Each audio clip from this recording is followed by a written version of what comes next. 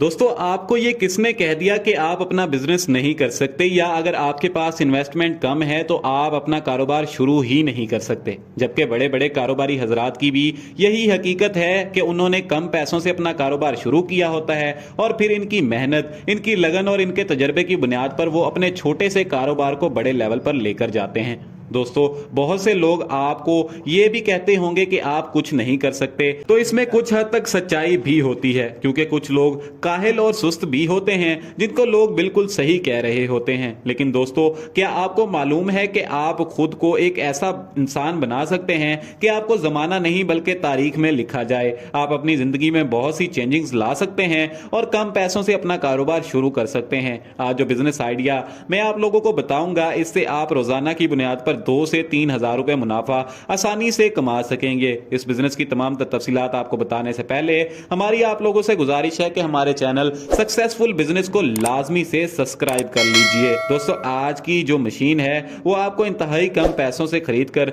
महाना अच्छा खासा मुनाफा कमा सकते हैं। आज की इस मशीन का काम किन्नू, माल्टा और मौसमी वगैरह का रस निकालना है। आप इस मशीन को खरीद कर अपना एक सेटअप तैयार कर सकते हैं जहां आप फ्रेश जूसेस तैयार करके फरोख्त करेंगे और इसी छोटे से कारोबार से आपको कम पैसों में इंतहाई ज्यादा मुनाफा मिलेगा।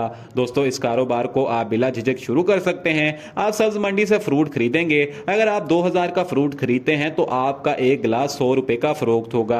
आप मशीन में जो भी फ्रूट रखेंगे, मशीन इसका जूस निकाल के दे देगी और 30 से 40 रुपए का जो गिलास आपका तैयार होगा वो आपका 100 रुपए का फरोख्त होगा और जो गिलास 70 से 80 रुपए में तैयार होगा वो आपका 150 या 200 रुपए तक का फरोख्त होगा। यह बिजनेस सर्दियों और गर्मियों दोनों में ही अरूज पर रहता है। इस बिजनेस को आप बगैर डरे शुरू कर सकते हैं, क्योंकि यह बिजनेस हर शहर में सिर्फ चंद ही लोग कर रहे होते हैं।